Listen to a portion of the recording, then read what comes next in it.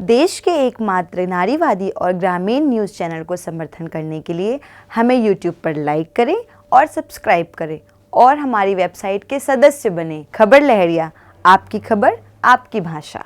किसने दस्तक दी ये दिल पर? कौन है? आप तो अंदर हैं, बाहर कौन है? कोरोना महामारी जब से देश में फैली है, हमारे देश में ऐसे सितारे थे, जो बहुत से ऐसे सितारे हमारे देश को छोड़ के जा चुके हैं, जिनको जिनको हिंदुस्तान में लोग बहुत पसंद करते थे और मरने के बाद भी लोगों के दिल में ज़िंदा रहेंगे। मैं अभी बात कर रही हूँ जो हमारे मशहूर शायर थे और बहुत अच्छे शायर थे, उर्दू के शायर रहे वो, और बहुत अच्छे अच्छे मुशायरे थे उनके। फिल्मों में भी उनके गाने बहुत आए हैं। जो राहत इंदौरी जी की बात कर रही हूँ, जो 11 अगस्त को इस दुनिया से जा चुके हैं, लेकिन उनके चाहने वाले उनको हमेशा याद करेंगे। और जो जिन लोगों से भी हमने बात की तो उन्होंने सबका यही कहना था कि वो हमारे दिल में ज़िंदा हैं, इस दुनिया से ज़रूर गए हैं, लेकिन उनकी शायरी, उनके गाने, उनके मुशायरे हम सब के दिलों में ज़िंदा रहेंगे और हमेशा रहेंगे। मैं राहत इंदौरी जी को बहुत दिल से श्रद्धांजलि देती हूँ और हमेशा वो हम सबको याद आते रहेंगे। फैसला जो कुछ भी हो मंजूर होना चाहिए। फैसला जो कुछ भी हो मंजूर होना चाहिए। जंग हो या इश्क हो, भरपूर होना चाहिए। राहत इंदौरी के बारे में क्या जानते हैं? अब वो हमारे बीच नहीं रहे हैं तो क्या कहना चाहेंगे? सबसे पहली बात, एक बहुत बड़े शायर थे, उर्दू शायर थे, और इतनी बड़ी हस्ती थे कि उनकी कोई पहचान नहीं। एक व्यक्तिगत विचारधारा के परिकाष्ठ थे। और सबसे ज़्यादा दुख तो इस चीज़ का हुआ कि जब अचानक गए। मैं उनका बहुत बड़ा फ़ैन था, बहुत बड़ा फ़ैन था उनकी शायरी का, उनकी हर चीज़ का। जब मुझे पता चला कि उनकी डेथ हो गई तो मुझको बहुत दुख हुआ, बहुत ज़्यादा दुख हुआ। आप ये समझ लीजिए, एक प्रकार से मैं उनसे इंस्पायर होता था, उनकी शायरी से, उनकी वक्तव्यों से। और यहाँ तक कि मैं अभी हाल ही में मैं इंदौर अभी गया था, मैं इंदौर में जॉब कर रहा था, तो मैंने उनका भी एक शो देखा। मैं लाइव गया, मैं उनका बहुत बड़ा प्रशंसक था और वो मेरे लाइफ का पहला ऐसा शो था जो मैं किसी को जाके लाइव सुना था, और मेरा सपना था। और आज मुझे नहीं लगता कि मेरे से बहुत से उनके चाहने वाले थे। मुझे भी जैसा दुख हुआ, और पूरे दुख में पूरा भारत जो है आज गमगीन है कि आज हमने एक बहुत बड़ा जो है शायर अपने बीच से खो दिया। मैं इंदौरी साहब का बहुत बड़ा फ़ैन हूँ। उनकी जब कविता शुरू हुई तो कुछ ही दिनों बाद मैंने इनकी कविता को सुनना शुरू किया। उनकी एक कविता जो मेरे दिल को लगी, मैं मर जाऊँ मेरी एक अलग पहचान लिख देना, लहू से मेरी पेशानी पे हिंदुस्तान लिख देना। ये गज़ल मुझे काफ़ी हद तक बहुत बेहतरीन लगी। अभी हाल में ही जिस हिसाब से इंदौरी साहब की निधन हुआ, ये बहुत सोचने का सवाल है। उन्होंने देश के ऐसे तमाम सवालों पे अपनी अच्छी विचार रखे जो कह पाना लोगों के लिए नामुमकिन था। मैं सलूट करता हूँ इंदौरी साहब। सबकी पगड़ी को हवाओं में उछाला जाए, सोचता हूं कोई अखबार निकाला जाए। देखिए, सबसे पहले तो मैं राहत साहब को फिर से अति भावभीनी श्रद्धांजलि अर्पित करता हूँ। दिल से उन्हें श्रद्धांजलि अर्पित करता हूँ। मैं आपको बता दूं एक बात कि मैं राहत साहब को 2015 से जानता हूँ। जब मैं अभी तो मेरा एजुकेशन कंप्लीट हो गया, मैं जब 12th पास आउट करके आया था, फैजाबाद आया, उसके बाद से मैं राहत साहब की जो गजल थी, जो कविताएं थी, उसको सुनता था। बहुत उनकी जो कविताएं थी बहुत ज्यादा मुझे पसंद भी थी। और राहत इंदौरी शेर और गजल का एक ऐसा शख्स था जो युवाओं में अपनी गजल और अपनी कविताओं के माध्यम से युवाओं में एक जान भरने का काम करता था, है ना। आपको बता दें कि वो शायर जो हाथ ऊंचा करके कहता था कि जिस दिन मेरी रुखसत की खबर मिले, मेरी जेबें टटोल ले लाओ, है ना। एक बात और आपको बता दें कि अभी साल 2020 में राहत साहब ने अपना 51वां वर्ष, जो काव्य मंच का, शायरी मंच का, मुजाहिरा मंच का 51वां वर्ष पूरा किया था। लॉकडाउन के कारण उन्होंने अपने सोशल मीडिया पे बहुत ज्यादा एक्टिव थे लॉकडाउन की वजह से, फेसबुक, ट्विटर पर। अभी जिस बीमारी से वो ग्रसित थे, कोरोना जैसी वैश्विक महामारी से, उसी के लिए उन्होंने जो है अभी अपनी फेसबुक और ट्विटर की जो वॉल थी, जो सोशल मीडिया की वॉल थी, वहां भी उन्होंने लिखा था कि स्टे होम स्टे सेफ, है ना। लिखकर उन्होंने संदेश दिया था और उसी बीमारी ने उन्हें संभलने न दिया। तो बहुत दुखद है, राहत साहब गए हैं। मैं शुरू से ही जानता हूँ, लगभग करीब 8-10 साल हो गए, क्योंकि मुझे उर्दू में भी थोड़ी रुचि है और उर्दू की शेर शायरी भी पसंद है।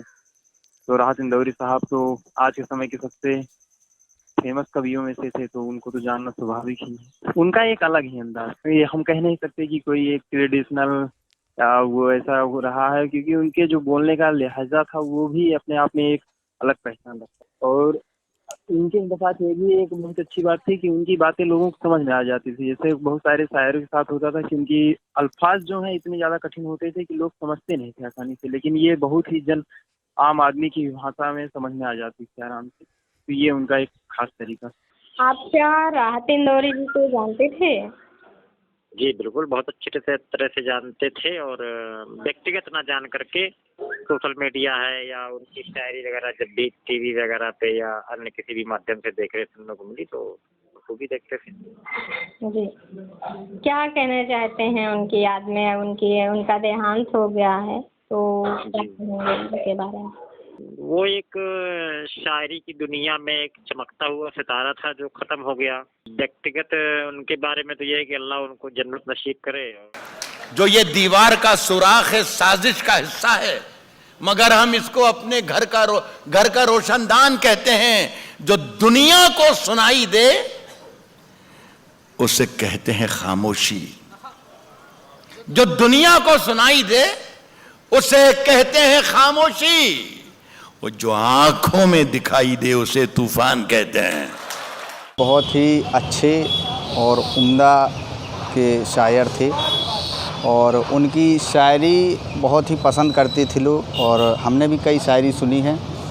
और एक ऐसी शायरी है उनकी कि किसी के बाप का हिंदुस्तान थोड़ी है, तो शायरी काफ़ी अच्छी भी लगती है हमें, और सुने भी काफ़ी बार। काफ़ी अच्छी शायरी, कहीं इमोशनल शायरी और एक जोश जगा देने वाली शायरी, काफ़ी प्रकार की शायरी कहते थे। तो बहुत ही अच्छे शायर थे। और एक कल जब देखा कि उनकी मौत हो गई है हार्ट अटैक से, तो काफ़ी दुख पहुंचा, और एक बाउम्दा शायर को हमने खो दिया दुनिया से। बहुत ही दुखद चीज़ है। तो जैसे अब वो हमारे बीच नहीं है, तो क्या फील हो रहा है, कैसा लग रहा है आपको? देखिए, अब एक ऐसे शायर का गुजर जाना जिनको खाली एक कम्युनिटी के लोग नहीं, सब लोग, सारे लोग उनको बहुत उम्दा शायर मानते थे, उनका गुजर जाना बहुत ही दुखद है। और किसी ने विश्वास नहीं किया होगा कि एकदम से ऐसा हो जाएगा। जब मैं मर जाऊं तो मेरी अलग पहचान लिख देना, मेरी पेशानी पे हिंदुस्तान लिख देना।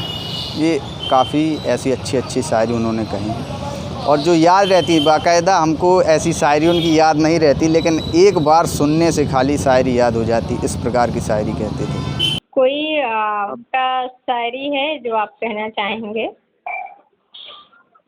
शायरी वही है जो चर्चित है इस समय पर। बन के एक हादसा बाजार में आ जाएगा, जो नहीं होगा वो अखबार में आ जाएगा। चोर उचक्कों की कदर करो कि मालूम नहीं कौन कब कौन सी सरकार में आ जाएगा। और एक ये है लास्ट के कुछ एक दो लाइनें हैं। सभी का खून शामिल है यहाँ की मिट्टी में, किसी के बाप का हिंदुस्तान थोड़ी है। लगेगी आग तो आएंगे घर कई जद में, यहाँ पे सिर्फ हमारा मकान थोड़े हैं। आप जानती हैं कि युवाओं में जो है जो सबसे लोकप्रिय उनकी कविता हुई थी, मुझे जहाँ तक अंदाज है, बुलाती है मगर जाने का नहीं। बुलाती है मगर जाने का नहीं, बुलाती है मगर जाने का नहीं।